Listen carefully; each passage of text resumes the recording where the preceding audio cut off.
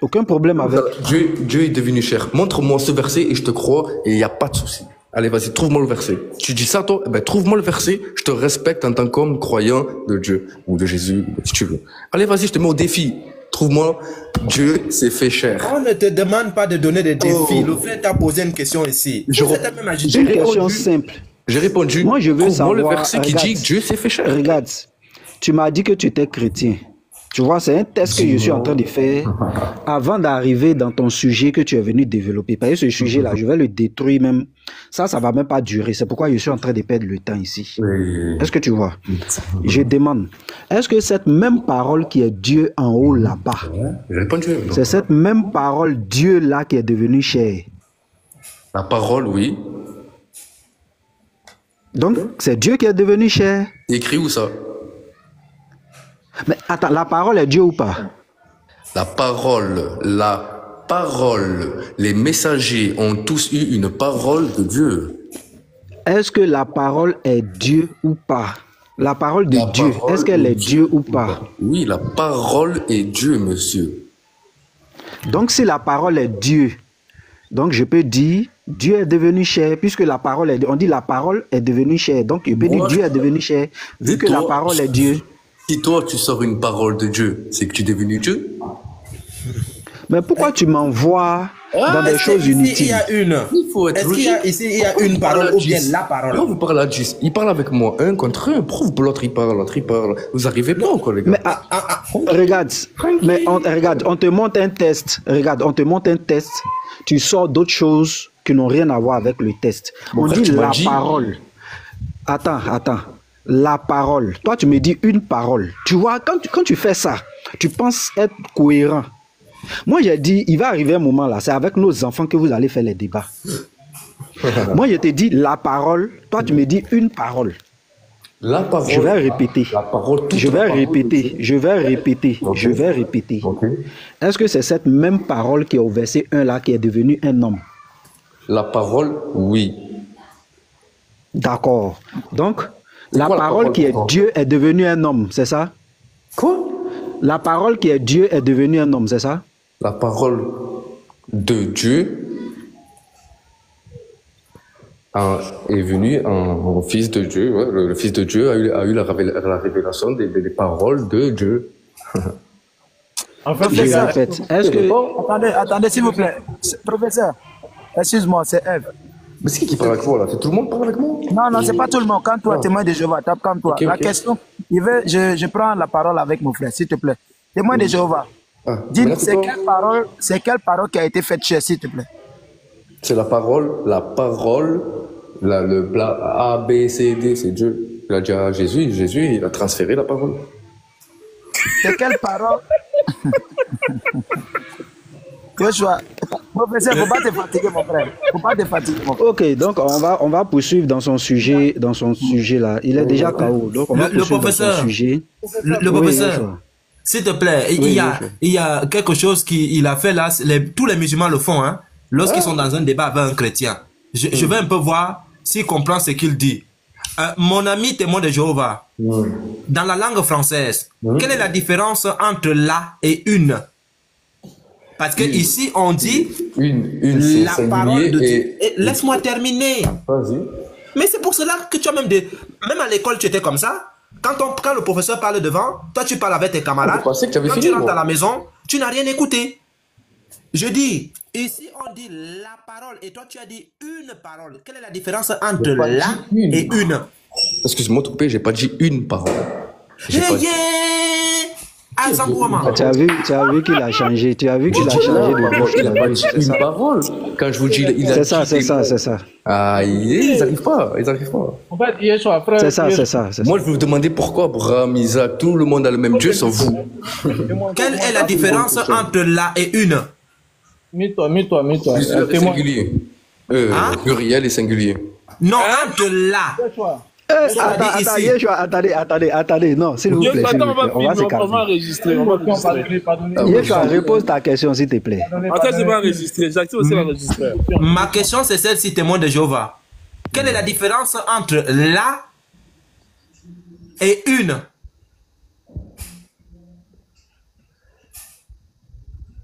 « Là, on va dire une parole. Ah, c'est pas les paroles, d'accord. Une parole, c'est une parole, et tu dis... Non, qu'est-ce que la différence entre là et une? Un verset, c'est une parole de Dieu. Et la parole de Dieu, c'est toutes les paroles. La différence entre là et une? La parole de Dieu, c'est un verset. Et une parole... Attends, non. La parole de Dieu, c'est la Bible entière. Et une parole, c'est un verset. Attends. Là... regarde. Quelle est la différence entre... Regarde. Quelle est la différence entre celui-ci, regarde. Là... Et une, regarde, une ici. La différence entre une et là, c'est quoi? Je vais te dire, je vais essayer de m'expliquer.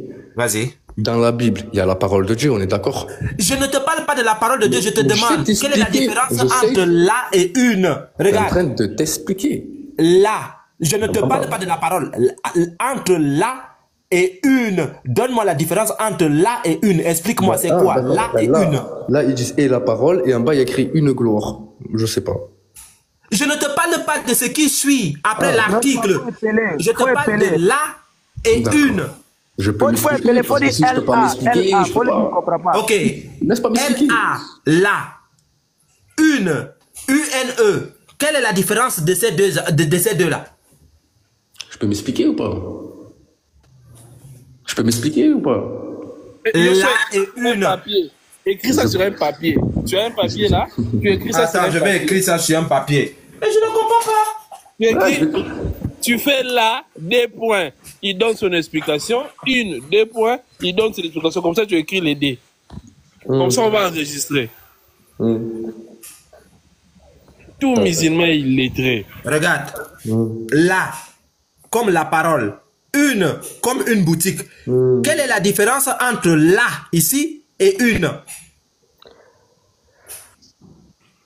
Moi, je vois ça comme pluriel et singulier.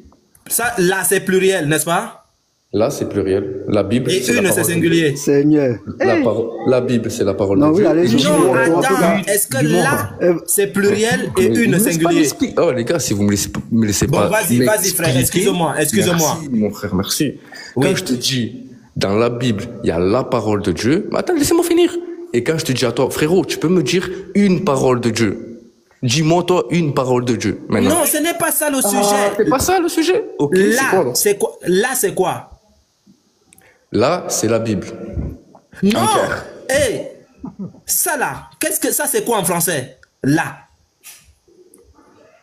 Je comprends pas. Ben là, c'est féminin. Ça, c'est féminin. Et une. C'est féminin. Donc, les deux sont féminins. Ouais, là tu dis que Jésus est féminin, ok. Azambo Ama, Anti. Là, la parole de Jésus est féminin. En fait, les gars, une insulte pour nous. Débattre avec lui. Attendez, le professeur, attendez, le professeur voulait dire quelque chose. Attendez, dès que le professeur parle, et puis je donne la parole au frère Gaïda et puis à Seth Kai. Tous contre moi, 10 contre 1, je suis là. Attends, témoin de Jéhovah, pardon. Oui, non. Tous un par un, c'est nous sommes nombreux. Oui, nous sommes nombreux. Non, nous sommes nombreux contre 3. Ça, c'est vrai. Parce que, moi, je vous dis, il va vous fatiguer. Ça, je vous le dis honnêtement. Parce que, une personne qui n'arrive pas à savoir ce que c'est qu'un article défini, un article indéfini, c'est-à-dire qu'il y a des difficultés avec la langue de Molière, les frères, moi je vous souhaite bonne chance. Celui qui veut le prendre, moi j'ai voulu poursuivre avec lui, mais ce que je viens de voir là, c'est plus réel. Il sait même pas ce qu'il raconte en fait. Lui-même ne sait même pas ce qu'il dit. C'est vraiment catastrophique. J'ai voulu continuer avec lui sur son affaire de loi, les œuvres et puis la foi. J'ai voulu continuer, mais je vois que ça va me fatiguer devant, donc je vous le laisse pour que vous puissiez continuer avec lui dans votre histoire de la pluriel, la féminin, la singulier, tout ça, voilà. Donc je vous le laisse. Le frère Gaïda, tu as quelque chose à dire? Oui, en tout cas, j'avais quelque chose, j'avais des choses à dire, mais moi quand je faisais les arts martiaux, on disait qu'on ne frappe pas un homme à terre. Donc, une personne, quand tu es en combat, un gars qui est déjà à terre, même vous voyez ça, on arrête les combats. Ça là, ça vraiment, c'est comme si on s'insulte. Hein. Je crois que il y a des gens qui ont des bacs plus 6 ici. Donc, faire un débat, moi j'ai au minimum un bac plus 6 avec un gars qui, lui, ne connaît même pas encore la distinction entre un article défini et un article indéfini. Mais là, je vais faire avec lui un débat avec la Bible. Tu prends d'abord la Bible. Tous ces textes-là, toutes ces règles grammaticales-là, maintenant, on commence à débattre avec une personne qui ne connaît pas encore la différence entre là et une. Vraiment, c'est comme si on insulte même le diplôme. C'est désolant. Hein? Je parle avec toi seul et te poser une question, s'il te plaît. Attends, témoin de Jéhovah, s'il te plaît. Non, tu as gagné. Chez moi, tu as gagné. Témoin, laisse. Tu vas parler après. Le frère Kaïset. Voilà, merci Yeshua. Franchement, Yeshua, on adore tes lives. On vient ici, c'est pour s'instruire. On a vraiment besoin des musulmans de qualité pour pouvoir discuter avec eux. Là, loin de vouloir ne pas respecter notre invité, mais franchement, quand on parle d'inculture, au premier sens du terme, là, oui, on a le type devant nous, au fait.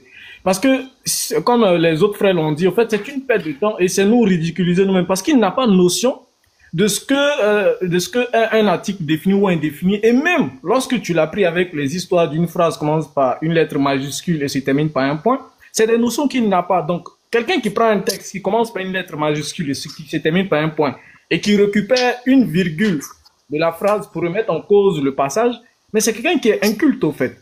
Donc, cherchons à le faire descendre, voilà, loin de vouloir...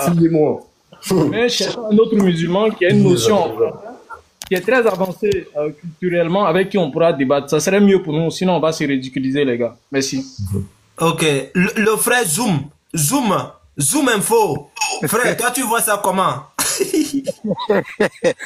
Yoshua, moi, j'avais déjà dit au professeur de le laisser tomber. Parce que dès que je suis monté, dans le verset qu'il a plaqué là, il avait déjà tout gâté là-bas. Tu vois, j'étais déjà énervé parce que j'ai dit, faut pas, il va nous prendre comme des... Tu vois un peu ce que j'ai dit. Moi-même, tellement que j'étais emporté, même, j'ai dit des mots qui n'étaient pas bien. Parce qu'on n'a pas besoin de parler encore avec ça. Il ne sait même pas de quoi le texte parle. Donc, il ne sait pas pourquoi on va débattre dessus. Il ne sait même pas ce que le texte dit. Pourquoi on va débattre? Donc, moi, je pense que on a besoin de donner des enseignements à ceux qui sont là, ceux qui ont besoin d'enseignement. Voilà, parce que déjà, il dit la parole est Dieu. Après, il dit la parole n'est pas Dieu. On ne sait même pas, on ne sait pas la peine d'échanger. Il ne faut pas, on va se fatiguer. Non, s'il te plaît. Témoin de Jéhovah, s'il te plaît. Oh, c'est pas vrai ça. Faut pas t'inquiéter. Tu auras la parole, témoin de Jéhovah. Le problème, c'est que tu ne sais même pas, quand on dit la foi et les œuvres, tu ne sais même pas de quoi on parle. Maintenant, dans le verset où tu as pris là, le verset même te répond ce que Abraham a fait. C'est de quelles œuvres qu'on parle, de quelle foi on parle. Donc, moi, il ne sait pas pourquoi tu es venu ici. Il ne sait même pas. Il ne sait même pas pourquoi tu es venu ici. Donc, tu peux simplement descendre tranquillement. Nous, on va continuer l'enseignement. Ce serait bon pour toi. Merci beaucoup. Ça serait bon pour toi aussi, mon frère. La vie paix. Toi, tu vois ça comment? Vie paix. Que Dieu vous bénisse, que Dieu vous bénisse. Vous êtes des hommes de la foi. Ce que je voulais apporter, effectivement, vous êtes des hommes instruits, vous êtes intelligents, vous avez une certaine connaissance. Et il y a des choses qui, pour vous, c'est trop bas et ça vous frustre. Mais je vous dis que l'évangile là, c'est pour tout le monde. Vous allez rencontrer des bébés, des enfants. S'il y a des personnes qui viennent à vous pour apprendre ou pour poser des questions, vous pouvez les instruire dans le monde, avec la manière.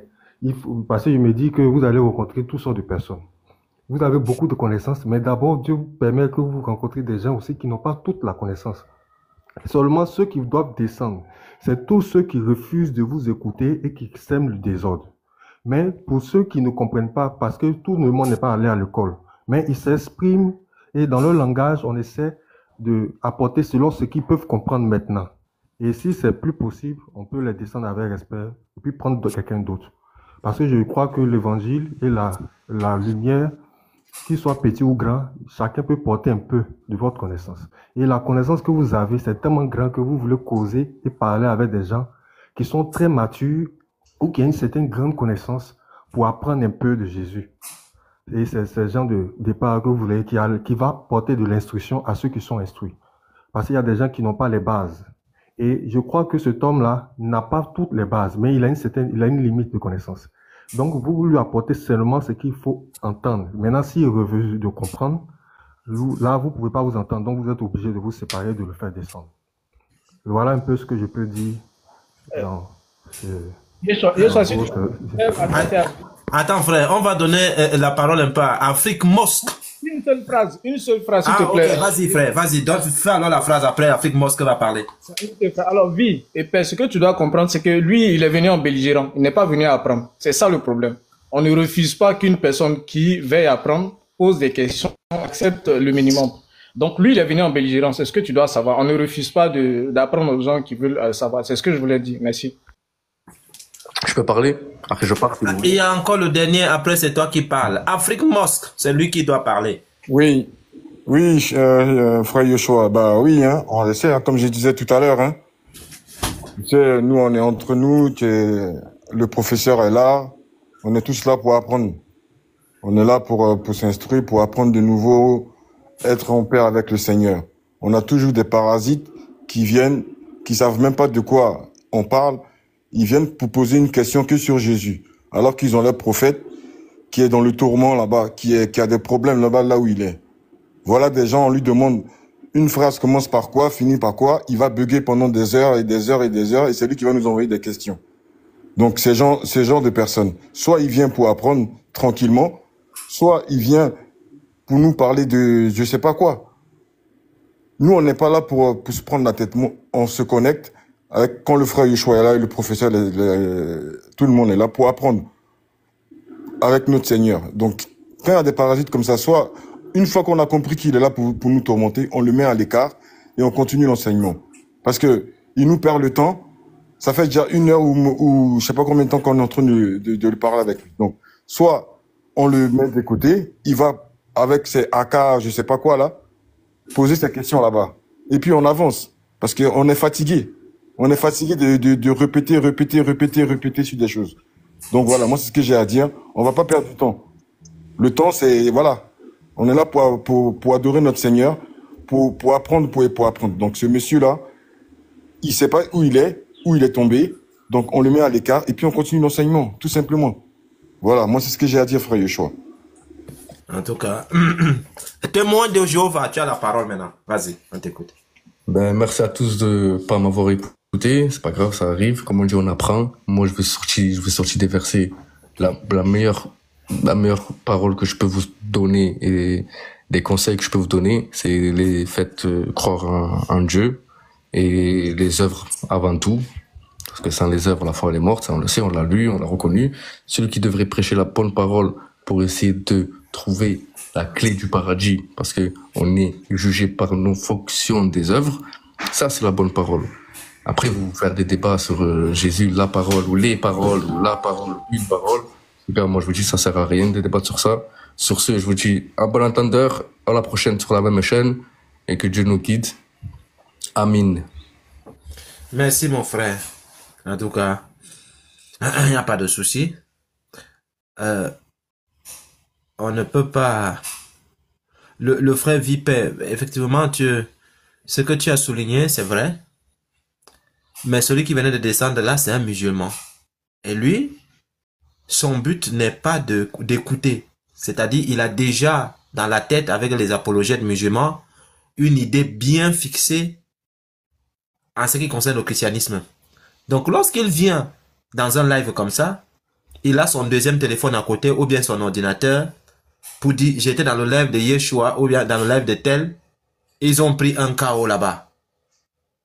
Voilà, ce qui fait que, même si tu dis quoi, il n'accepte pas ce que tu dis. Lui, son but, c'est de vous coincer par rapport à quelque chose. Mais lorsque quelqu'un lit un verset, frère, que lui-même il ne comprend pas le verset, et puisqu'il ne comprend pas, il discute encore. Lui-même il ne comprend pas le verset qu'il a lu, il discute encore sur le verset. Vraiment, à certains moments, ça commence à faire mal à la tête. Ça commence à faire mal à la tête. Lui-même il a lu, mais lui-même il ne comprend pas. Et quand tu veux l'expliquer, il te dit que tu ne connais rien. Lui va t'expliquer. Et les musulmans, parce que le christianisme a laissé une certaine largesse aux musulmans. Si vous vous rappelez bien, et les musulmans ont encore ça aujourd'hui. C'est dans leur langage, ça les suit partout.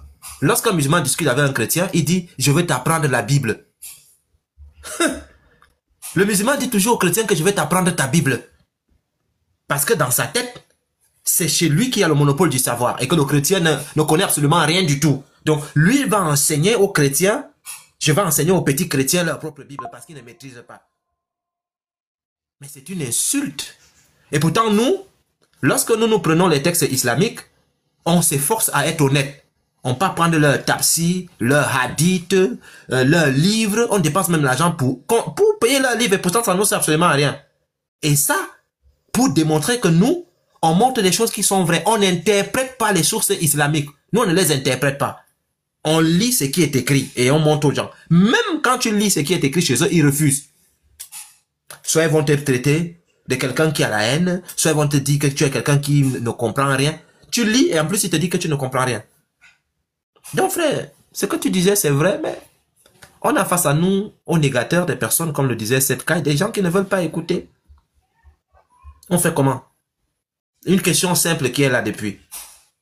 Pourquoi Jésus s'appelle Allah dans la Bible? Parce que dans l'islam, ils disent que Allah est l'unique. Il n'y a pas deux Allah, il n'y a qu'un seul Allah. C'est Allah du Coran. Ok, il n'y a pas de souci. Maintenant, comment se fait-il que Jésus s'appelle Allah dans la Bible? Est-ce qu'ils peuvent nous expliquer ça? Si Jésus s'appelle Allah, ça veut dire qu'il y a plusieurs Allah. Ça veut dire que ces Allah-là ont des noms. Puisque celui de la Bible s'appelle Jésus. Il y a un Allah dans la Bible qu'on appelle Jésus. Bon, l'Allah du Coran s'appelle comment? Voilà tout le problème qui est là. Et les musulmans n'arrivent pas à venir nous répondre. Donc, s'il y a un musulman qui peut nous répondre pourquoi Jésus s'appelle Allah dans la Bible, nous on est là, on va écouter. Il nous enseigne.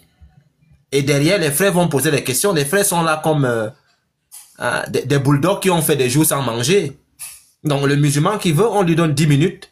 Il pose sa thèse, il explique bien. Mais à la fin, on pose des questions par rapport à ce qu'il a raconté. C'est ça, faut pas avoir peur. Ici, on ne mange pas les gens. Tu montes, tu dis je veux 10 minutes. On te met tes 10 minutes, tu parles bien. Mais dès que tu finis de parler là, le précurseur a une question, le frère professeur a une question, Gaïda a une question, Zoom Info, il a une question, tous les frères sont là. Même Vie en paix même va te poser la question. Pour comprendre et pour vérifier si ce que tu disais là, si tu maîtrises ça. Quelqu'un lit un texte, on dit que la foi vient avant les œuvres. Lui dit que les œuvres viennent avant la foi. Ça, c'est tout ça là. On vérifie si tu maîtrises de ce que tu es en train de lire. Donc, voilà. Les frères, si quelqu'un veut dire quelque chose, allons-y en attendant qu'un musulman se présente pour venir répondre à la question. Même s'il veut, Yoshua, s'il veut, il faut lui donner 15 minutes. Il va faire 15 minutes, ça fait rien. Tu parles comme tu veux. Voilà. Donc, un musulman qui est prêt, il dit, moi, je vais vous prouver que Jésus ne s'appelle pas Allah. Et puis, on s'exprime. S'il vient, le musulman dit que non, votre thème là, ça me menace. Moi, ce thème là, vraiment, je ne suis pas, je ne l'accepte pas parce que moi, je ne maîtrise rien dedans. Mais par contre, moi, je vais vous prouver que Jésus n'est pas Dieu.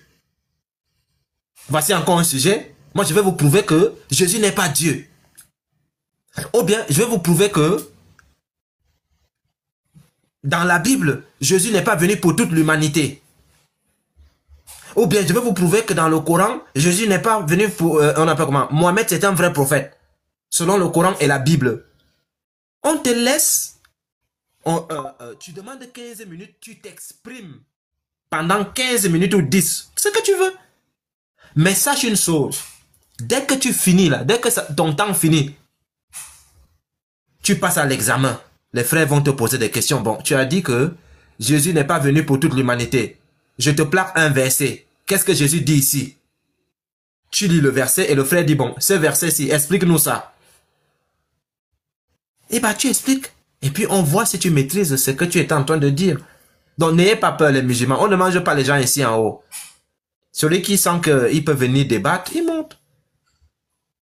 Si tu dis que le message de Jésus n'est pas universel, Si tu dis que Jésus n'est pas Dieu, tu montes, tu dis, moi je dis que Jésus n'est pas Dieu. Je vais vous montrer des versets.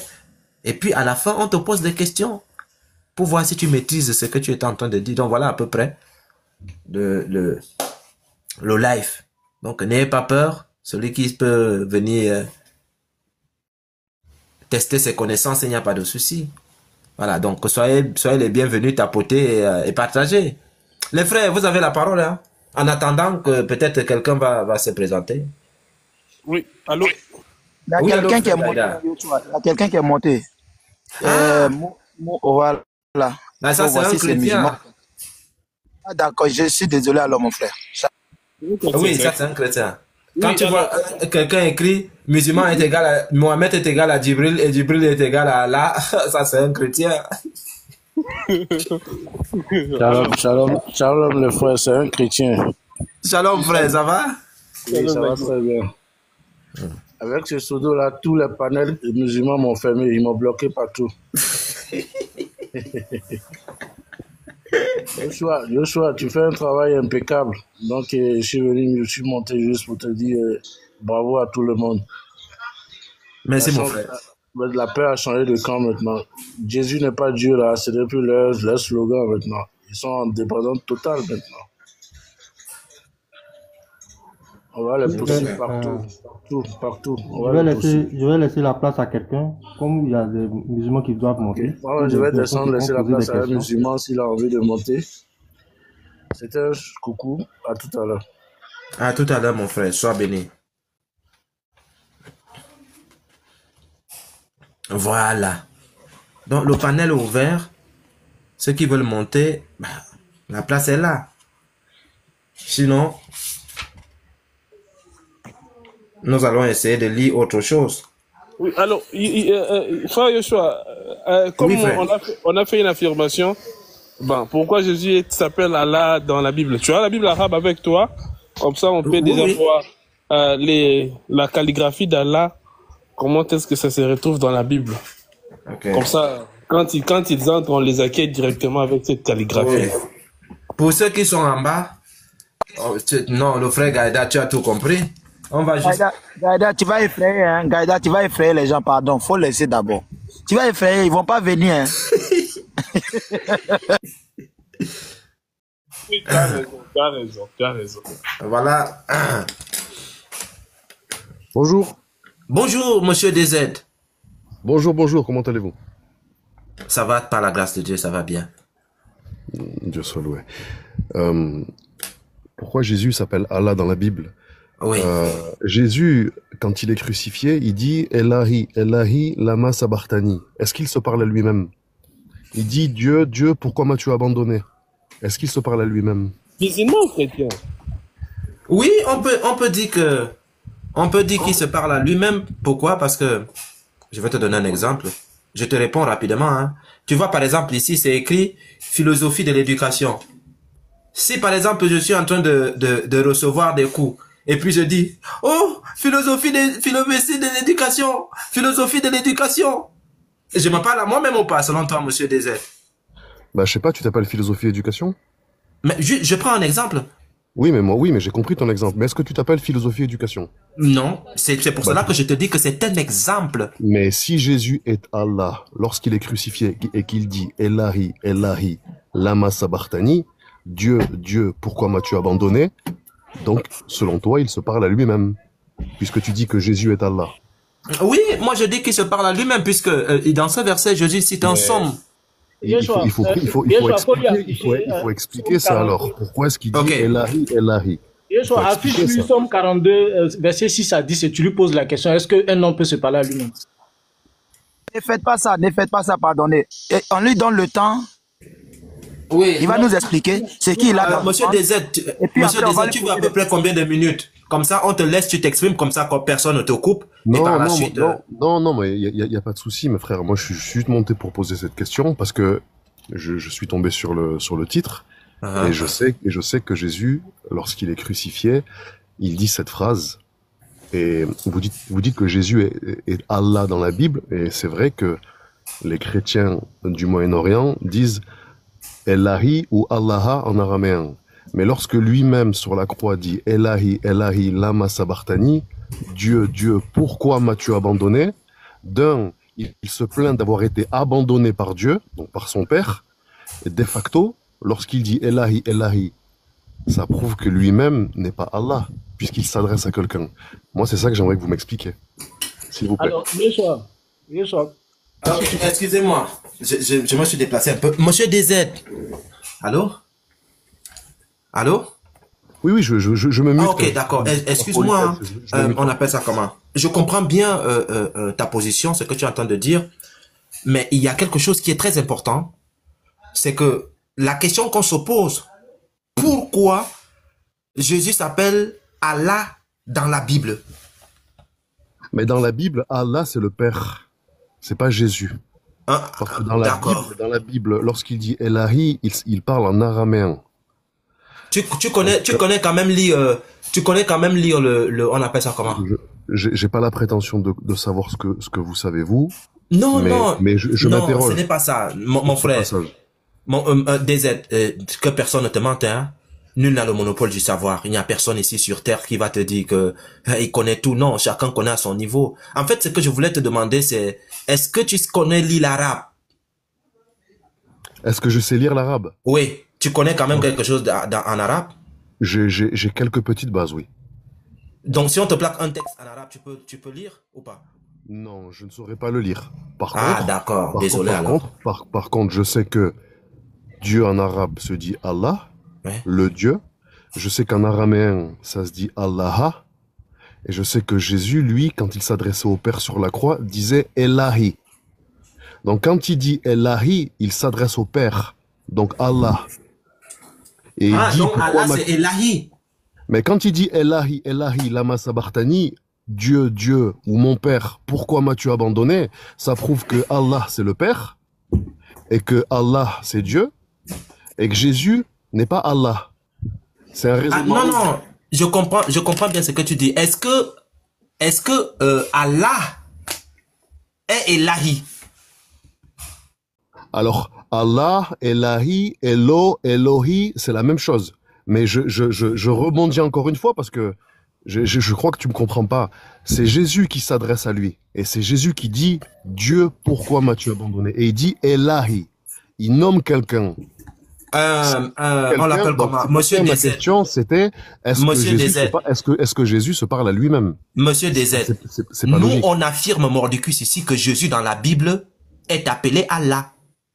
Ce que tu fais, c'est ce qu'on appelle du sophisme, c'est-à-dire toi, tu veux introduire un autre débat et pourtant tu as trouvé un thème. Nous, on te dit, Jésus s'appelle Allah. Et tu as dit que Jésus appelle Elahi à la croix. On n'a pas de problème à ça. Ça ne nous dérange pas. J'entends ça. Je termine. Vas-y, je t'en prie. Maintenant, je dis ceci. Est-ce que Elahi, c'est Allah? Alors, je vais te répondre. Elahi, c'est Allah, et Jésus en arabe, c'est Yassour. C'est pas Allah. Les Arabes chrétiens du Moyen-Orient, c'est-à-dire les tout premiers chrétiens, quand ils nomment Jésus, ils disent pas Issa, ils disent pas Jésus, ils disent pas Yeshua, parce que c'est en hébreu, ils disent Yassour. Maintenant, tu peux t'adresser à n'importe quel chrétien, qu'il soit maronite, qu'il soit copte, qu'il soit chaldéen. Jésus est nommé Yassour, mais le Père est nommé Elahi ou Allah. C'est pour ça que je suis monté pour clarifier cette chose. Jésus sur la croix dit Elahi, Elahi, il s'adresse au Père. Ok, merci beaucoup. Maintenant, si je te présente un texte où Jésus est nommément appelé Allah dans la Bible, tu fais quoi? Mais moi, je vais t'amener un texte encore plus ancien en araméen où Jésus est nommé Isho. Mais non, mon ami. Mais Jésus est nommé Isho. Écoute. S'il te plaît, DZ. Nous ne sommes pas ici pour sauter du coq à l'âne. Je te demande, si je t'apporte un texte, j'ai une Bible, regarde devant toi. J'ai une Bible arabe. Tu vois, la Bible arabe, elle est ici devant toi. Oui. Si je te présente un texte dans cette Bible arabe où Jésus est nommément appelé Allah, tu fais comment? D'accord. Est-ce que tu peux ouvrir une page, n'importe laquelle, et me la lire en arabe? Tu comprends ce que je dis ou pas? Est-ce que tu peux lire, est-ce que tu peux ouvrir n'importe quelle Moi, page je ne sais pas lire l'arabe. Ben alors, comment est-ce que tu peux affirmer une chose? Maintenant, ce que tu peux faire de ton côté, si tu es honnête... Je vais te reposer la question. Mais je te repose la question. La question, c'est celle-ci. Tu peux me poser la question 20 fois. Écoute, DZ.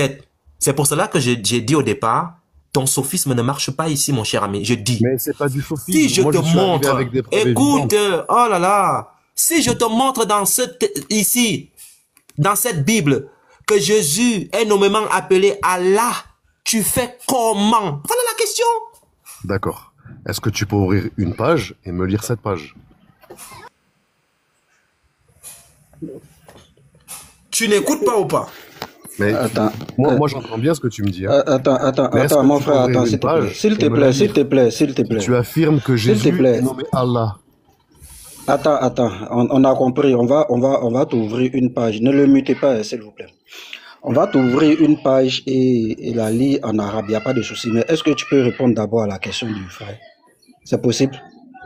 Alors, moi, je sais que Jésus, en arabe, est nommé Yassour, en araméen, est nommé Isho. Non, tu veux qu'il repose la question? Tu veux qu'il repose la question? Il ne répondait jamais aux questions. Attends, tu veux qu'il repose la question, s'il te plaît? Tu veux qu'il repose la question? Yeshua, repose ta question. Tu peux poser la question 20 fois. On sait tous comment est appelé Jésus. Ma question, c'est celle-ci. En hébreu ou en araméen. Voici une Bible arabe ici. La Bible ici, elle est arabe.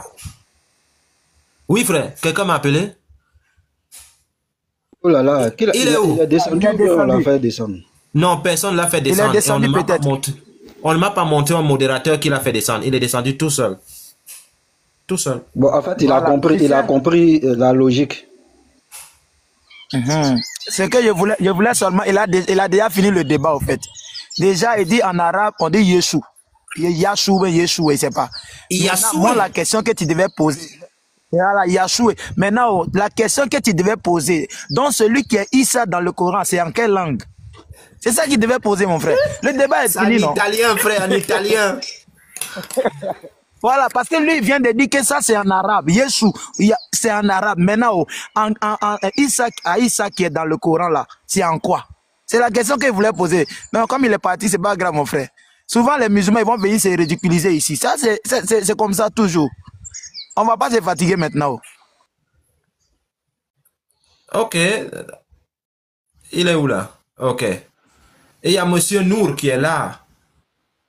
Monsieur... Non, mais qui va se ridiculiser ici? Vous trouvez un musulman qui ne maîtrise pas sa science, vous faites les gros dos. Nour. Salut. Oui, on commence d'abord par salut, mon frère. C'est pas la guerre. En fait, lorsqu'il dit que les musulmans vont venir se ridiculiser ici, il n'a pas dit que tous les musulmans sont ridicules. Ça veut dire qu'il y a des personnes qui montent ici en tant que musulmans et qui vont venir raconter des choses qu'ils ne peuvent pas soutenir. C'est pour cela qu'il parle du ridicule. Il ne dit pas tous les musulmans vont venir se ridiculiser ici. C'est pas ça.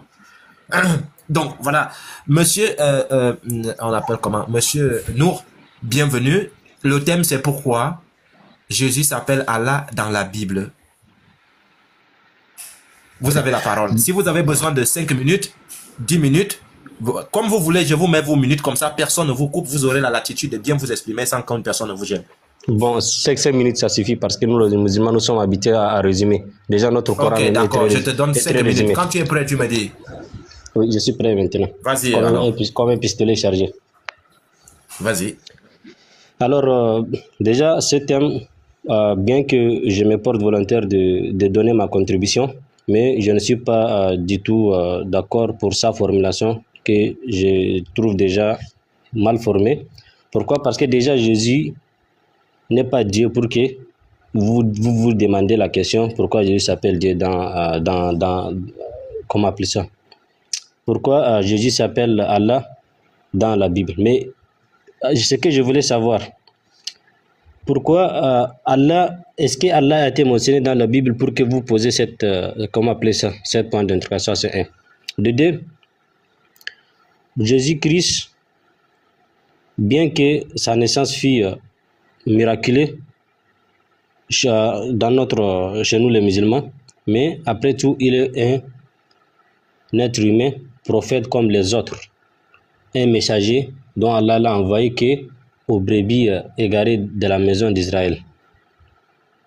Comme comme dans la tradition divine, à chaque fois qu'un peuple s'égare de plus en plus, Allah envoie un messager pour les faire revenir dans la raison de la vérité, jusqu'à ce que Allah envoie le prophète Mohammed. De la même façon, Jésus même avait dit qu'il est prophète et qu'il y aura un prophète qui va venir au dernier temps qui s'appelle Ahmad. C'est celui, le sauveur de l'humanité, et celui, le prophète envoie l'humanité toute entière. Donc par lui, les humains seront sauvés au dernier temps. Par la suite, s'il vous plaît, Yeshua, parce qu'il y a... Vous pouvez vous mettre en gras ou bien je ne sais pas, mais je ne vois pas le thème qui est ici bien précis. Je me pensais que je vais débattre un peu pourquoi Jésus s'appelle Allah dans le Coran. Donc, je ne vais pas trop argumenter, mais je ne vois pas que cette interrogation est très bien posée. Sinon, pourquoi Jésus s'appelle Allah dans la Bible? D'ailleurs, Allah n'existe pas, le mot Allah n'existe pas dans la Bible, surtout que c'est falsifié. Merci, je m'arrête là. En tout cas, merci mon frère, tu as très bien parlé. Tu as souligné des trucs, tu as dit Allah n'existe pas dans la Bible, premièrement. Jésus est venu uniquement pour les brebis perdues de la maison d'Israël, deuxièmement. Jésus a dit qu'il y aura un autre prophète après lui qui s'appelle Ahmad et que la Bible est falsifiée. Voilà. Donc j'ai tout noté parce qu'il est important de noter. Mon grand-père me disait, mon feu grand-père me disait que Dieu nous donne 2 oreilles pour mieux écouter, une bouche pour parler moins. C'est pour cela que j'ai noté, pour ne pas oublier. Donc les frères, je commence par le professeur. Il venait de poser sa thèse. Il va donc subir des questions par rapport à ce qu'il a, par rapport à ses allégations. Tu as la parole. Si tu as une question, tu as la parole. Bon, très bien. Il a dit, moi je vais. Il a dit comme ça que la Bible était falsifiée. Est-ce que je peux avoir une preuve? Voilà, la Bible est falsifiée. Ouais, tout le monde peut raconter ce qu'il veut. Hein. Est-ce qu'il a une preuve de la falsification de la Bible? Et il va nous présenter également la bonne Bible. Vu que ce que moi j'ai est falsifié, il va me donner ce qui est bon. Donc c'est sur ce point-là d'abord que j'ai voulu agir. Sinon il a parlé de... Bon, les frères sont là pour les autres points également. Donc Ahmad, tu vas me montrer que la Bible est falsifiée, tu vas me le prouver et puis me donner la bonne Bible. Voilà, vas-y. Attends, s'il te plaît, Yoshua, moi je descends, fais monter GMS, hein, moi je détends. Je laisse ma place à GMS. Ok, d'accord, il n'y a pas de souci. Ok, le frère Nour, voilà le professeur qui a posé une question. Eh bien, si tu as la réponse, vas-y, tu as la parole. Oui, il a été rapporté par le propos de notre prophète dans un hadith Qudsi où Allah a dit, le prophète Mohammed sallallahu alayhi wa sallam, Allah a dit, il avait confié, comment appeler ça, le Torah de Moïse aux Juifs et ils l'ont perdu, genre ils l'ont falsifié. Il avait confié la Bible. Tu as la source, frère, non. Excuse-moi si je te coupe, excuse-moi. La source. Non, c'est pas grave, vous avez raison, d'accord. Juste, je vais terminer et je vais donner les... Non, en fait, si tu termines avant de donner la source, c'est comme si tu as versé le venin avant, tu vois. Non, on veut que la source d'abord, et puis tu donnes l'enseignement après. La source d'abord. Comme ça, ceux qui sont ici vont aussi profiter de ta source. La source d'abord, maintenant la suite, tu expliques donc. Donne-nous d'abord la suite. Dans ce cas, je vais me muter en attendant que je cherche la source, le numéro de référence pour ensuite continuer donc comment appeler ça, mon argumentaire. Merci beaucoup mon frère. En tout cas les frères, patientons, hein, on attend d'abord la source du frère. La source. Donc Yeshua, le temps qu'il arrive, je pense que en ce qui me concerne, il est en train de faire un hors sujet. Voilà, pour moi je ne crois pas au Coran. Pour moi le Coran est faux. Et son prophète est un faux prophète. Ahmad, prouve-moi que la Bible est falsifiée. Donc, si tu me rapportes une parole de ton prophète, ça n'a pas de valeur pour moi. Prouve-moi que la Bible est falsifiée. Voilà. J'espère qu'il a bien compris maintenant. Sinon, moi, je peux dire le Coran est falsifié aussi. Et puis, on part dessus. Oui. Ahmed. Voilà. Le frère dit que la preuve que tu vas amener, le prophète a dit. Moi-même, il dit que moi-même, mon feu grand-père, peut-être il a laissé un message quelque part que je vais trouver dans une cantine, je ne sais en quelle année, où il dit qu'effectivement, le prochain pape, ça sera un pape noir. Voilà, c'est sa prophétie là-bas. Mais ça ne marche pas. Il faut d'abord voir pour croire. Donc lui n'accepte pas ça. Le frère n'accepte pas ça. Il veut que tu lui prouves que la Bible est falsifiée. Pas avec les mots de Mohamed, parce que pour lui, il dit que les mots de Mohamed, lui, il ne s'occupe. Il y a d'autres frères qui peuvent accepter ça, mais lui particulièrement, il dit, lui ne veut pas les histoires de Mohamed. Il veut que tu lui prouves que la Bible, elle est falsifiée.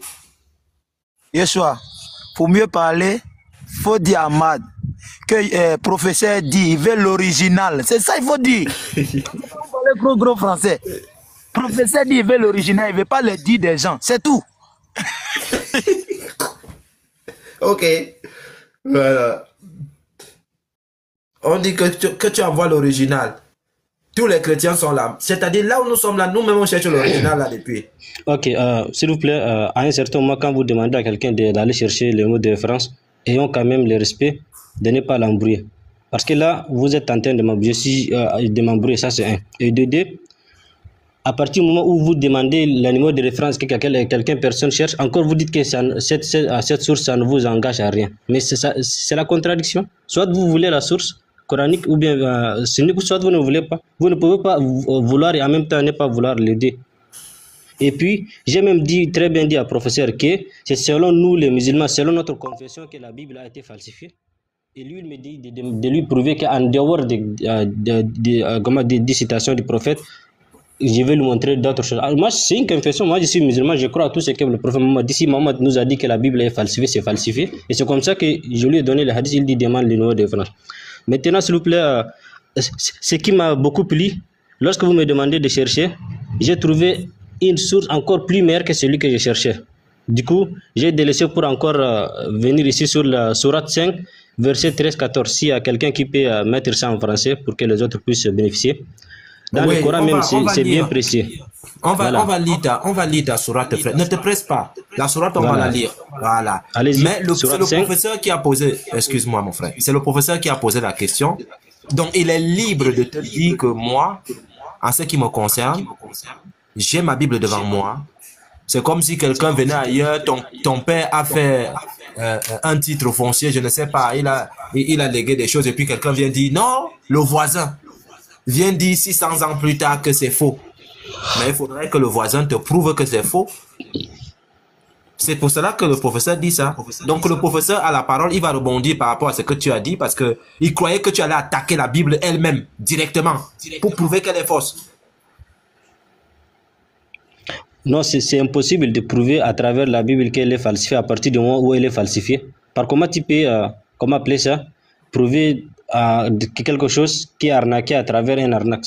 C'est grave ce que vous dites. À partir du moment où la Bible est falsifiée, par contre, vous avez trouvé un verset où ça prouve qu'elle est falsifiée. Donc la personne qui a falsifié, elle va enlever les versets qui trouve ça, vous voyez un peu. Donc ne perdons pas le temps, s'il vous plaît, afficher Sourate 5, verset 13-14. Ou bien si vous ne voulez pas, on peut arrêter cet argumentaire, c'est simple. Non, Shalom Joshua, merci. Finalement, il a trouvé même la sourate qu'il cherchait là même, où on appelle Issa Allah, là, merci. Après, on va montrer ça. Ok, donc on l'appelle comment? Donc, Maman. Yeshua. Motion, mon frère. Vas-y. Professeur, ta question va venir après. Je te demande pardon. Ta question va venir après. Ahmad, ce que le frère a posé comme question, il faut oublier ça d'abord. Mets ça à côté. Professeur, pardonne-moi, frère. On va demander à Ahmad, puisqu'il veut partir dans le Coran. Il y a une question, il y a quelque chose qu'il a dit. Moi, je pense qu'il va nous donner, et puis on va finir le débat. Ahmad, tu as dit que Jésus a dit qu'il y a un prophète qui doit venir, qu'on appelle quoi? Ahmad, il a dit quoi? Il faut nous montrer où Jésus a dit ça, s'il te plaît. C'est ce que nous, on veut savoir.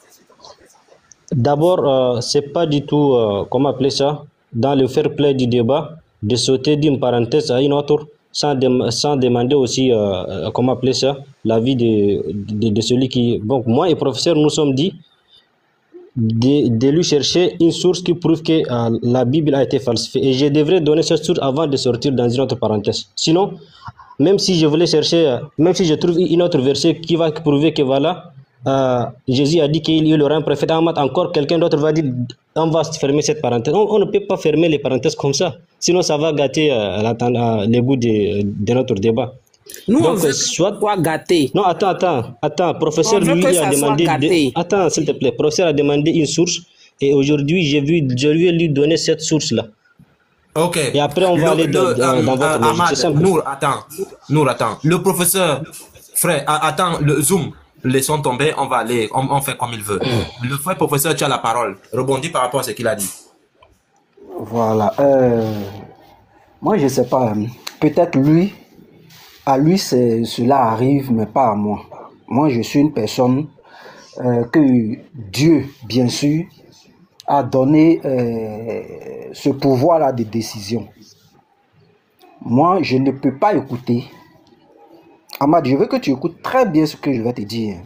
Toi, ça peut t'arriver. C'est ton choix. Moi, je ne peux pas écouter un bédouin qui va venir me dire que la Bible est falsifiée sans me prouver qu'elle est falsifiée. Je ne sais pas si tu as compris ce que je venais de dire. Si ton prophète a raconté ce qu'il voulait raconter, c'est lui son problème. Mais ton prophète devant moi ne peut jamais prouver que la Bible est falsifiée. Et toi-même devant moi, tu ne peux jamais prouver que la Bible est falsifiée. Est-ce que tu me comprends bien? Sinon, si c'est pour venir dire c'est falsifié, et moi croire en ça, je ne fonctionne pas ainsi. Parce que pour moi également, le Coran est falsifié. Et puis je ne t'apporte pas de preuves. Pour moi, le Coran est un faux livre. Et puis je reste source. C'est fini, c'est fini. Donne-moi une source qui prouve que le Coran est falsifié. Que ça soit non, c'est ma parole. Attends, professeur, attends. Nour. Tu n'as pas une source. Nour. Il parle sans source. Attention. Nour. Oui. Je ne veux pas ça dans mon live, hein. Ah bon, c'est palabre déjà. Quand tu étais en train de parler, quelqu'un s'est démuté pour parler en même temps que toi? Donc c'est devenu palabre alors. Lui, il m'a coupé, il demande source. Écoute, donc moi si je le coupe, je donne source, c'est grave. Écoute-moi. Ce n'est pas la question que je t'ai posée. Je demande, quand tu étais en train de parler, quelqu'un s'est-il démuté pour t'empêcher de parler? Oui. C'était qui? Effectivement. C'était professeur et vous-même, quand je suis en train de terminer, vous m'avez arrêté, vous m'avez demandé source. De la même façon, je l'ai arrêté, je lui ai demandé source. On t'a demandé, écoute, on t'a demandé d'apporter une source par rapport à ce que tu étais en train de dire. On est d'accord? De la même façon, je lui ai demandé d'apporter une source sur ce qu'il dit. C'est match ek. Ce qu'il a fait, je lui ai fait. Est-ce que c'est le professeur qui t'a demandé d'apporter la source? Bon, je me demande s'il est sur le live. Je pense qu'il n'est pas sur le live. Est-ce que c'est le professeur qui t'a demandé d'apporter la source? C'est moi qui t'ai demandé d'apporter la source. Reviens sur le live. Tu n'es pas sur le live. Je pense que... sur le live, s'il te plaît. Ok, d'accord. Je vous comprends. Attends, calme-toi, Nour, calme-toi. Ce n'est pas toi qui dirige le live, c'est moi mon live, c'est moi qui le dirige. Et je donne la parole à chacun. Mute-toi. Merci. Voilà. Vous avez demandé une source, maintenant que je viens, vous refusez la... Mute-toi. Non, mais voici ma source. Si tu te démutes encore, je vais te faire Surat 5, verset 13-14. Affichez-le. Il veut fuir, ne le fais pas descendre. Il veut fuir. Qu'il me fait descendre, c'est pas grave. Qu'il me fait descendre. Il est qui d'abord? Tu vas pas descendre. Professeur, tu seras sur le live. Vas-y, professeur. Voilà, il sera sur le live. Il ne va pas fuir. Il pense pouvoir créer ce cafouillage-là pour qu'on puisse le faire descendre. Personne n'est obligé de faire ta demande. Tu as fait ta demande, tu vas descendre toi-même. Voilà. Je vais répéter. Lorsque moi je te demande une preuve, je m'en fous de ce que ton prophète a dit. Pour moi, c'est un ignorant qui a parlé. Pour moi, je répète, pour moi, c'est un ignorant qui a parlé. Parce que je peux parler sans preuve. Et c'est ce que ton prophète a fait. C'est pourquoi moi je dis, je vais faire comme ton prophète. Je vais écrire mon livre. Si tu veux, je prends une feuille, j'écris. Le Coran est falsifié. J'écris dessus, c'est ma preuve. Comme ton prophète l'a fait. Prouve-moi, en dehors du bavardage, que la Bible est falsifiée. C'est ce que je te demande. Il ne te demande pas d'envoyer les bavardages de ton prophète. Désolé. Désolé, je ne te demande pas d'envoyer les bavardages de ton prophète. Je suis désolé. Ton prophète a parlé par ignorance, sans preuve. C'est lui qui s'engage. Maintenant que toi, tu es venu répéter les propos de ton prophète, prouve-moi, montre-moi cette falsification-là.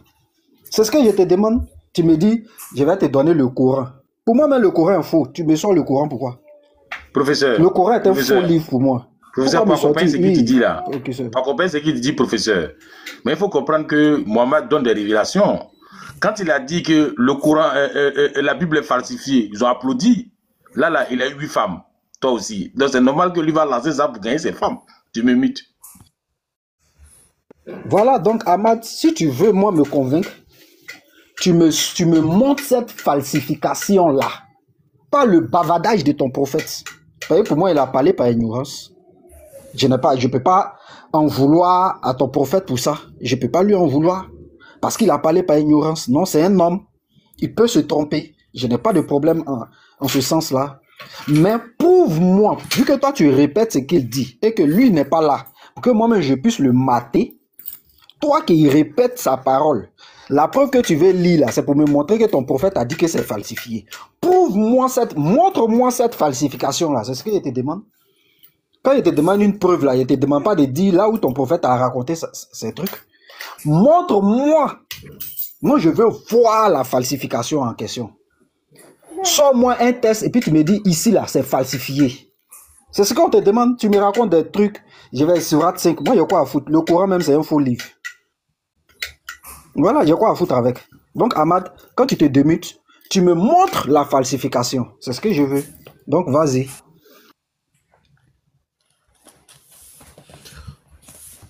Ok, Nour. Professeur, pour lui, il demande que tu lui montres la falsification.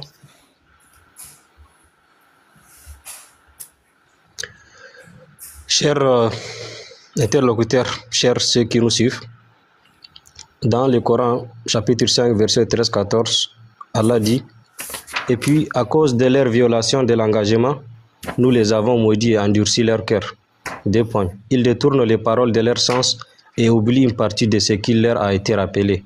Et ceux qui disent « Nous sommes chrétiens », nous avons pris leur engagement, mais ils ont oublié une partie de ce dont ils avaient été rappelés. Nous avons donc suscité entre eux l'inimité et la haine jusqu'au jour de la résurrection. Dans ce verset, ça prouve suffisamment et légalement et de tout texte musulman que la Bible a été falsifiée. Maintenant, pour le respect que j'ai aux professeurs et à tous ceux qui sont les panels, je ne peux pas répondre à la question des professeurs en dehors du Coran. Parce que moi, je suis monté en l'image de l'islam en tant que musulman. Je prouve dans nos textes que les Bibles sont falses. S'il veut que la Bible a été falsifiée en dehors donc des textes musulmans, lui aussi, il n'a qu'à me montrer ou me donner une source où le Coran a été falsifié. Il ne le trouve pas. S'il dit que le Coran n'est pas falsifié, alors je lui ai donné. Donc, merci. S'il y a une autre question suivante, posez-les. On ne va pas trop rester sur une question, on va prendre 2 heures. Merci à vous. Dans ce que tu as lu là, on a écrit là-bas, la Bible est falsifiée. C'est les paroles ou la Bible? C'est une question, ma sœur? Oui, c'est une question, Ahmed. Bon, la sœur, tu vas poser ta question là. Ça c'est la question de la sœur. On va vous laisser tout de suite pour que vous puissiez échanger là-dessus avec la permission de Yeshua, bien sûr. Bon, tout le monde on a tous entendu, hein. Voilà, la Bible n'est pas falsifiée parce que aucun, même Allah, ne peut pas venir prouver ça devant le professeur. Il dit même Allah, clair, il ne peut pas venir prouver ça devant moi ici. Donc, c'est des bavardages. Vous allez faire vos bavardages là-bas pour dire c'est falsifié, c'est falsifié. Ça, c'est entre vous là-bas. Vous allez parler votre arabe là-bas pour vous blaguer. Mais venez prouver maintenant. Venez nous montrer la falsification. Personne, entre vous là, personne ne pourra le faire. Parce que celui qui s'amuse, je vais mettre la honte sur lui. Personne ne pourra le faire. Alors, les gars, c'est comme ça. Je termine rapidement. Il y avait presque fini même. Voilà, il y avait presque fini. Voilà. Et c'est ce que nous demandons comme preuve. Sinon, et moi je le dis tout le temps, hein, lorsque les kémites disent que les religieux sont endoctrinés, d'une part, moi je donne raison aux kémites, hein. D'une part, je donne raison aux kémites. Il y a de l'endoctrinement dedans. Pardon, faut voir, pardon. Il y a de l'endoctrinement dedans. Parce que, regarde-moi, Ahmad, aujourd'hui, il n'a aucune preuve que c'est falsifié. Il y a quelqu'un qui a parlé au 7e siècle. Il a menti, il n'a pas menti. Pour Ahmad, ça passe pour vrai. Ahmad n'a pas la preuve, hein. Il s'en fout.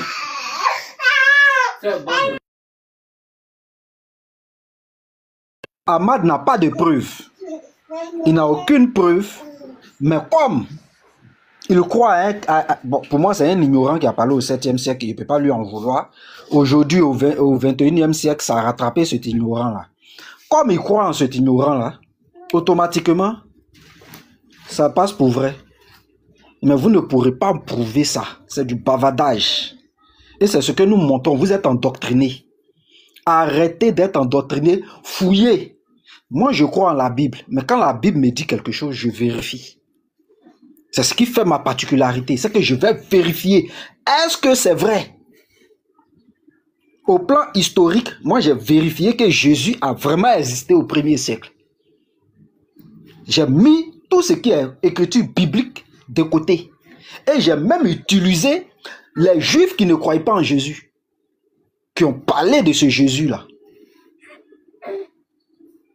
C'est comme ça qu'on vérifie les choses. Mais vous, il suffit qu'on dise une chose, vous suivez bêtement, sans preuve. Et ça, vous allez aller en enfer. Ça, là, ça envoie en enfer. Claire. Ça ne peut pas envoyer au paradis. Tu ne vérifies pas et puis tu vas en enfer. Tu ne peux pas aller au paradis à ça. Parce que tu n'as pas vérifié, c'est par ignorance que tu as agi. Donc Ahmad ne peut pas prouver il peut pas prouver ici que la Bible est falsifiée. La Bible n'est pas falsifiée. Ça, c'est la conclusion. Il n'a aucune preuve. Merci. Donc, je passe la parole maintenant. Ok, merci, professeur. Nour, alors, tout à l'heure, dans ton allocution, dans ton introduction, tu as cité des éléments. Tu as cité un élément en disant que, selon la Bible, Jésus-Christ a été envoyé au brebis perdu de la maison d'Israël. Alors, je vais te poser une question. Est-ce que tu crois en la Bible? Qu'est-ce que dit la Bible? Déjà, frère, pour le respect que j'ai pour toi, la sœur a demandé une question avant toi, si la sœur pourra le répéter ou bien si je vais répondre à sa question. Mon frère n'a qu'à, il t'a parlé. Il faut répondre. Pour moi, là, c'est après. Mes frères avant moi. J'ai posé, c'est pas grave. Vas-y, il faut répondre à sa question. Ok, d'accord. En tout cas, l'essentiel est que te montrer que je n'ai pas ignoré ta question. Alors, frère Kek, l'Ivoirien, déjà, moi, je crois à Injil. Il y avait dans le Coran, au prophète Moïse, et puis Injil, c'est l'évangile au prophète Issa, Jésus. Mais la Bible, qui vient du mot bibliothèque, est une collection de différents livres antécédents, avec une partie qui est falsifiée. Ça, je ne crois pas dessus. Réponse, bref, merci. Alors, en fait, tu sais pourquoi je t'ai posé la question? Parce que tout à l'heure, si l'un de mes frères ou bien l'un de nous te pose la question de nous prouver par A plus B que Jésus-Christ n'est pas Dieu, ou comme vous avez l'habitude de le dire, vous utilisez toujours les écritures de la Bible pour vouloir nous faire comprendre que Jésus-Christ n'est pas Dieu. Alors, c'est ce qu'on appelle de l'incongruité en français, c'est-à-dire plus simplement, c'est ça l'incongruité. Tu ne peux pas croire qu'une chose, elle est falsifiée, et l'utiliser pour pouvoir désapprouver une chose qui est annoncée par ce livre-là. C'est complètement incongru. Alors, généralement, on a les musulmans qui disent toujours qu'eux, ils croient en Jésus-Christ, ils croient en l'évangile qu'il a annoncé, que c'est nous, les chrétiens, qui n'avons pas compris. Alors, je pense que quand vous dites ça, là, vous vous référez à la Bible, ou bien vous ne vous référez pas à la Bible? Réponds-moi, s'il te plaît. Non, on ne se réfère jamais à la Bible pour prouver que la Bible est falsifiée. À partir du moment où elle est falsifiée, on se réfère seulement au Coran, qui nous a dit que C'est pas ma question. Je n'ai pas parlé de falsification. J'ai dit lorsque les musulmans ont tendance à dire dans l'évangile de Jésus-Christ que c'est nous les chrétiens qui n'avons pas compris le message que Jésus-Christ a apporté. Et lorsque vous le faites, lorsque les oustas et autres le font, est-ce qu'ils utilisent la Bible pour pouvoir contredire les chrétiens sur ce que Jésus-Christ a apporté comme nouvelle ou bien comme instruction de la part de Dieu? Est-ce que vous le faites? Oui, parmi nous les musulmans, il y a des gens qui sont doués dans ça, tels qu'Abdelmajid Kassokbia du Congo, qui utilisent la Bible pour prouver certains. Mais moi, je n'ai pas trop de connaissances sur la Bible, donc mon niveau est un peu bas. D'accord. Alors, au fait, frère, moi je vais résumer et puis je vais laisser les autres parler. Au fait, c'est ce que j'ai dit tout à l'heure, c'est ce qu'on appelle de l'incongruité, au fait. C'est-à-dire que vous remettez un livre en cause et vous utilisez les mêmes versets de ce livre pour vouloir prouver à ceux qui croient en ce livre-là que ce livre-là, il est faux. Parce qu'une chose, elle ne peut pas être fausse et puis vraie en même temps. Ça n'existe pas. Nous sommes dans un monde de dualité, frère. Une chose, soit elle est bonne, soit elle est mauvaise.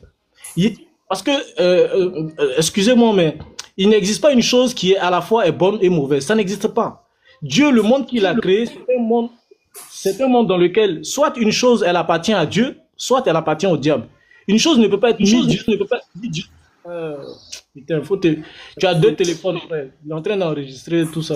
Tu peux jeter l'autre téléphone là, loin là-bas. Alors, pour te résumer, une chose ne peut pas être vraie et fausse en même temps. Celui qui croit en ça, c'est une personne qui est complètement inculte. Parce que Dieu nous a mis effectivement dans un monde de dualité. Donc, je répète, une chose, soit elle est vraie, soit elle est fausse. Alors, vous ne pouvez pas remettre en cause la Bible et l'utiliser pour vouloir contredire, sinon contrecarrer ce en quoi les chrétiens croient à travers la Bible. Donc, soit tu ne crois pas en la Bible, tu n'utilises pas les versets de la Bible parce que lorsque tout à l'heure tu as dit que selon la Bible, il est écrit que Jésus-Christ a été envoyé aux brebis perdues de la maison d'Israël et que tu reviens à dire que cette Bible, elle est fausse, frère, comment est-ce qu'on peut continuer le débat avec toi sur cette lancée-là? Ok, juste 2 secondes, j'ai une nouvelle argument de réponse, peut-être qui va te convaincre. Quand quelqu'un est malade, on part à l'hôpital, malgré qu'il a les virus, malgré qu'il a les maladies, on enlève une partie de son sang pour prouver qu'il est malade. De la même façon, la Bible a été falsifiée. Ça ne veut pas dire que c'est dans son intégralité, tous les versets sont faux. Mais il y a des versets qui sont vrais, mais il y a des versets qui ont été ajoutés après l'assemblage déjà. Sinon, pour nous, Jésus, la Bible, ce n'est pas pour Jésus, c'est l'évangile qui est Ingile. Mais la Bible, c'est de nos jours que donc des savants catholiques qui ont collecté tous les livres passés, les Torah, le Somme, l'évangile, et puis il y a des ajouts qui sont là. Donc il ne faut pas dire qu'on ne va pas prendre certains versets bibliques pour prouver. Non, il y a des versets bibliques qui sont vrais, il y a d'autres qui sont faux. Merci, Kak. Bon, moi j'aimerais intervenir. Attends. D'accord, vas-y. J'aimerais intervenir. Vas-y, GMS. Alors bon, déjà, je tiens à justement éclaircir quelque chose. Alors je viens préciser que la non-falsification de texte ne prouve pas que ce texte est divin. Déjà, c'est quelque chose que je voulais mettre au clair, parce que souvent, les musulmans utilisent l'argument de la non-falsification. C'est pas parce que le Coran aurait été présumément préservé que ça ferait le Coran d'un livre divin. Que je peux vous citer de nombreux exemples de livres qui non falsifiés, pourtant, soient considérés comme divins. Alors, moi, ce que je voulais dire par rapport au débat, alors, nous avons parti dans l'hypothèse que la Bible aurait été falsifiée. Les frères t'ont demandé justement de nous prouver, et ta réponse est juste, tu as dit que tu ne peux pas prouver. Parce qu'effectivement, pour prouver qu'un document est falsifié, il faut donner le document original, ce que les musulmans ne peuvent faire. Par contre, il y a quelque chose... Oui, il y a quelque chose auquel je m'aimerais, justement, pour peut-être faciliter l'échange. Alors, tu as cité un verset du Coran qui dit que Jésus aurait prétendument annoncé un prophète du nom d'Ahmed. La question que je te pose, à qui Jésus s'adressait à cette époque? Fais du tac au tac, hein. Il nous écoute ou pas? J'ai posé une question. Allô? Frère, ok, frère Istous, je ne sais pas le nom complet. À partir du moment où tu dis que si nous considérons le Coran qu'il n'est pas qu'il est le vrai parce qu'il n'est pas falsifié, si tu penses que c'est le seul argument, non, ce n'est pas le seul argument. Ça fait partie des arguments, mais il y a d'autres arguments tels que, par exemple, dans le Coran, il y a des choses qui ne se peuvent pas, qu'un être humain peut l'écrire de la façon l'ordre poétique du Coran, comment appeler ça, l'ordre grammatical, les champs lexicaux, etc. Un être humain, impossible qu'il pourrait écrire, comment appeler ça, le Coran. Et ce n'est pas seulement dire que voilà, le Coran, comme c'est pas falsifié, c'est voilà, la raison pour laquelle nous considérons le Coran que c'est vrai. Alors, je pense que tu mets en avant le fameux défi du Coran qui dit que personne ne peut justement faire un Coran, faire un livre aussi meilleur que le Coran. Ouais, mais ça c'est basé sur des critères subjectifs, parce que la question que je pourrais te poser, qui décide que le défi a été relevé? C'est les musulmans. On est d'accord. Et justement, si on prend ce biais en considération, si c'est les musulmans qui décident les critères pour savoir qu'un livre est meilleur que le Coran, bien évidemment, le jugement sera biaisé, parce que ce sera basé sur des jugements subjectifs. Par contre, je t'ai posé une deuxième question que tu n'as pas répondu. Moi, la question que je t'ai posée, c'est... James, pose-lui la même question que tu as posée. Il n'a pas répondu à ta question. Il est parti ailleurs, il a tout dit, sauf répondre à ta question. Repose-lui la question. Exactement, oui. La question que je t'ai posée, c'est tu as dit que tu as cité une sourate qui dit que Jésus a dit que un prophète du nom d'Ahmed allait venir. La question que je t'ai posée, à qui Jésus s'adressait? Jésus s'adressait à qui lorsqu'il était en train de parler? C'est ça la question de JMS. D'accord. Ce n'est pas que je n'ai pas voulu répondre à sa question, mais à partir du moment où je voulais répondre à la deuxième, il est rebondi et je me suis omité. Donc, pour répondre à ta question, c'était dans le Coran. Dans le Coran où Jésus bon, d'ailleurs, vous n'avez pas demandé ça. Il demande à qui Jésus s'adressait. C'est ça, non? Jésus s'adressait à ses, comment appeler ça? À sa communauté. La communauté dont Allah lui a envoyé. D'accord. Exactement, à ses disciples. Très bien, très bien. Là, ça va être super intéressant. Donc, tu as dit que Jésus s'adressait à une communauté, sa communauté. La question que je te pose, tu es d'accord? On est d'accord que cette communauté a existé, on est d'accord? Oui. C'est du tac au tac. Oui. Ouvre ton micro. Oui, je pose des questions tac au tac. Oui, cette communauté est bien existante et musulmane. La communauté de Jésus est musulmane, oui, mais pas chrétienne. Amen, amen. Amen. Tu es d'accord que cette communauté a perduré dans le temps? Oui, cette communauté, avec la mort de Jésus, a été stoppée. Et bien sûr, avec la personne de Mohammed. Et s'il vous plaît, alors frère, juste prends les références. Je vais donner juste 2 secondes les références à ceux qui veulent. Donc, Surat As-Saf, verset numéro 6. Là où Jésus a dit qu'après moi, il y aura un prophète Ahmad. Si vous voulez la référence, c'est ça. Merci. Allez-y. Très bien. Alors, très bien. Maintenant, regarde, il y a quelque chose de particulièrement intéressant, c'est que, en fait, je sais pas si tu es de quelle tradition, sunnite ou pas, mais tu sais, il y a des savants qui sont d'accord que cette communauté a perduré dans le temps.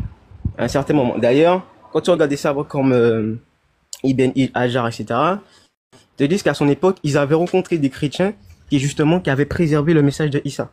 Donc, on peut en conclure que jusqu'au 7e siècle, cette communauté a réellement existé. Et donc, il y a quelque chose qui me tord l'esprit, c'est qu'en fait, est-ce que tu es au courant que tous les sectes chrétiennes du 1er siècle jusqu'au 7e siècle ont été répertoriées? Est-ce que tu es au courant de ça? C'est-à-dire, quand je te parle des sectes, c'est-à-dire toutes les personnes qui, justement, se prétendaient suiveurs du Christ. Maintenant, le problème, c'est que ce qui me pose...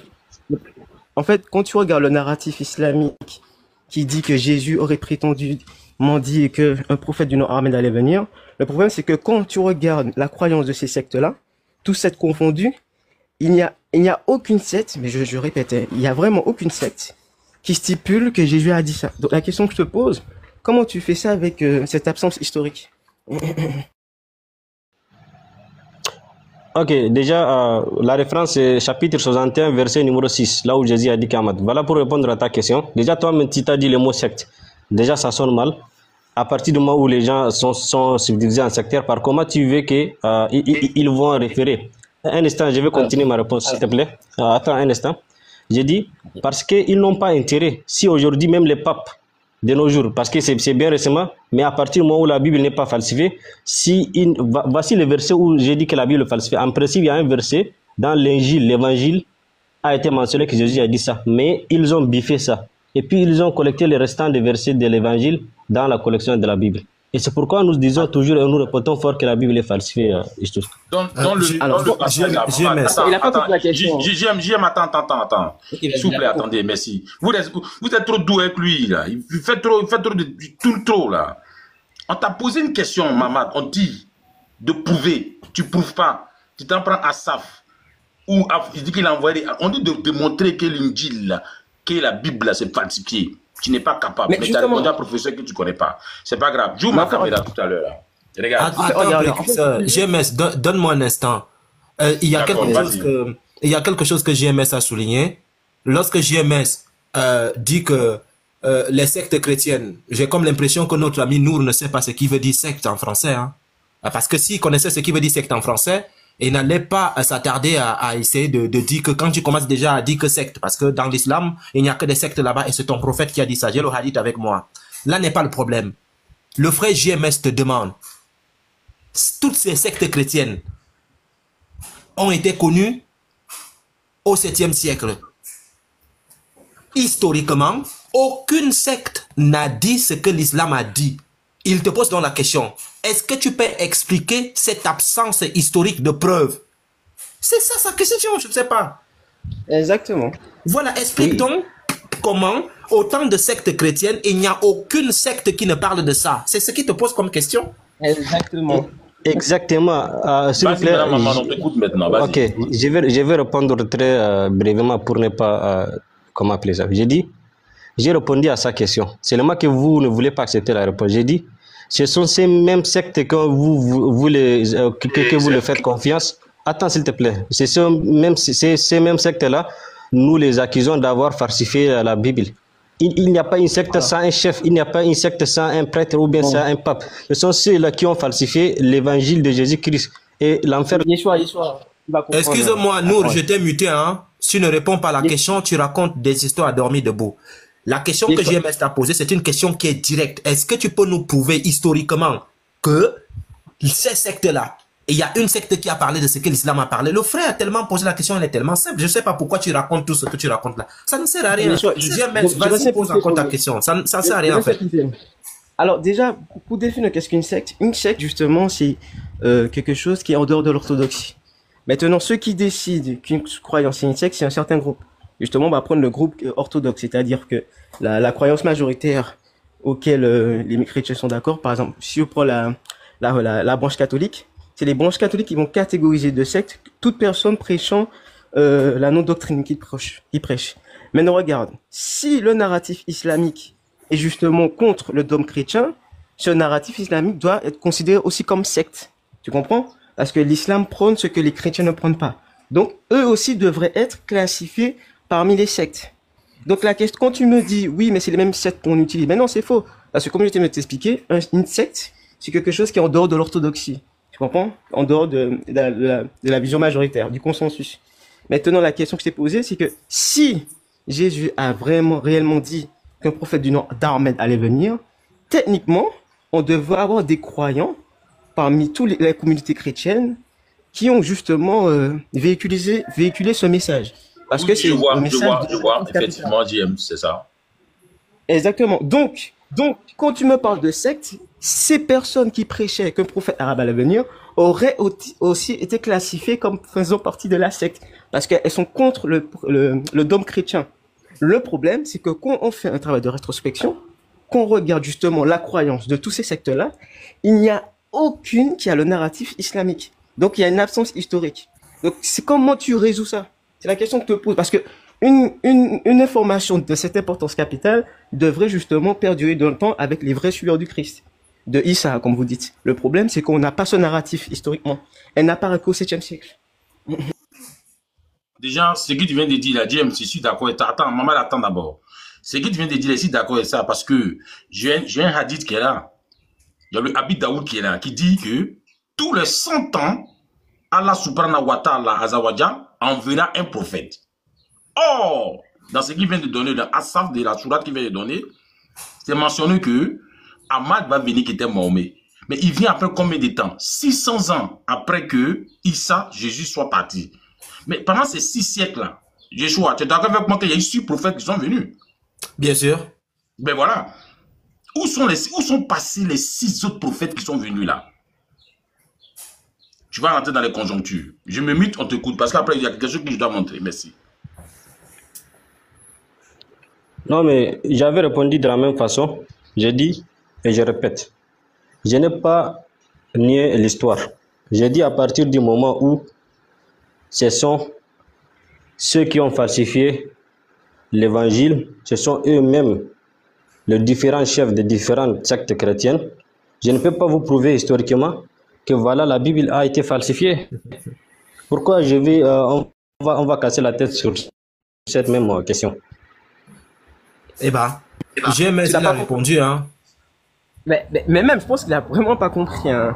Donc, tu admets que, justement, le narratif islamique, c'est-à-dire le fait que Jésus aurait, justement, dit à son public qu'un prophète du nom d'Ahmed serait venu, tu es d'accord que tu peux pas prouver ça historiquement. C'est-à-dire que si Jésus avait des disciples, ces disciples-là ont conservé son message, ont pédié dans le temps, ils ont sûrement fait des écrits, etc. Le problème, c'est qu'on n'a pas justement ces écrits-là, ni justement ce témoignage. Parce que regarde, par exemple, il y a ce qu'on appelle les pères de l'Église. Les pères de l'Église ont répertorié tous les sectes chrétiennes de leur temps. En gros, par là, toutes les personnes qui disaient un message contraire à la foi chrétienne. Le problème, c'est que on voit des milliers de croyances que les sectes avaient, mais il n'y a aucune qui correspond à l'islam. Donc ça veut dire que même la prétention que Jésus aurait des disciples et que ces disciples-là avaient cette information que le prophète arabe aurait venu, même ça, vous pouvez pas le prouver historiquement, tu vois. Et moi, ça me pose énormément de problèmes. JM, ils ne peuvent rien prouver dans la mesure où le Coran même est falsifié. Et il y a un frère qui a posé une question. Attends, il y a un frère qui a posé une question dans le commentaire. Quand Jésus s'est adressé aux personnes, il parlait en quelle langue? Parce que tu es d'accord que le terme Ahmed est en arabe. De quelle langue il parlait? Tu vas pas me dire que Jésus s'adressait à des Arabes? Le Coran même est falsifié. Déjà, c'est déjà falsifié à la base avec les Outman. Professeur, pardon, faut pas dire que le Coran est falsifié. Ah oui, Zou. Professeur, faut pas dire que le Coran est falsifié. Faut dire que le Coran n'est pas un vrai livre, c'est tout. Et quand il dit falsifié, c'est que ça existe quelque part. Ça, c'est un bédouin qui a écrit ça. Le Coran même, c'est même pas un livre. C'est pour ça, déjà, c'est fragmenté.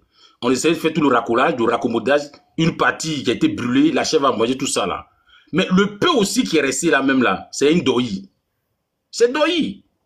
Mahmoud, entre Jésus, Issa, selon vous, Issa, et puis Youssouf là, qui est venu avant? Nous, tu es là? Tu peux répondre? Bon, il est rentré en brousse. Je continue mon exposé. Je prends la sourate 12, ayat 20. Sourate 12, ayat 20. Et il le vendit à vil prix pour quelques dirhams comptés. Il le considérait comme indésirable. Pour quelques dirhams comptés. Dirhams comptés. Mais dirham, ça ne veut pas dire l'argent en arabe. Donc, quelques dirhams comptés. Oh, Youssouf, il vient avant Issa même. Et la monnaie, on nous dit c'est dirham. Mais quand tu prends le Tafsir, Yeshua connaît très bien de quoi je parle. Pour ceux qui nous suivent en bas, qui comprendront bien évidemment, quand il lit le Tafsir, les frères vendit Joseph à vil prix pour quelques pièces d'argent, car ils ne voulaient pas le garder, même ils étaient prêts à le vendre pour rien. Son prix était de 20 dirhams. Mais comment on peut vendre ça? Ils l'ont vendu à 20 dirhams. Oh, dirham, c'est la monnaie qu'ils utilisent en Arabie Saoudite. Et donc, il est clair que ce livre même inventé là, il n'y a même pas longtemps, c'est sorti. C'est ça qu'on vous dit, vous êtes dans le billard. Ta propre source même te condamne que vous êtes dans le faux. Ta propre source même te confirme. Ce que tu as dans la main qui t'appelle Saint-Courant, c'est doï. Chez nous, on dit c'est doï. Hein? Les frères te posent des questions. Professeur, JMS, Zoom, tout. Et puis tu nous fatigues là. Qu'est-ce que c'est? 20 dirhams. C'est la monnaie marocaine. 20 dirhams. Tout près ici, Arabe Uni, bien quoi. 20 dirhams. Voilà ça qu'elle a. Oh, Joseph vient d'abord, avant même que vous parlez de Issa. Mais pourtant, c'est 20 dirhams. Voilà. Franchement, on ne va pas continuer toujours de vous enseigner, quoi, vraiment. Je me mute. Shalom. Ok. Il est où? Appuie. Mais c'est quand la question de... vraiment. Les gars, mais vraiment, vous n'êtes pas sérieux. Vous dites que quelque chose est falsifié. On dit donner la preuve maintenant. Vous ne donnez pas les preuves. Vous dites maintenant non. C'est dans la tête.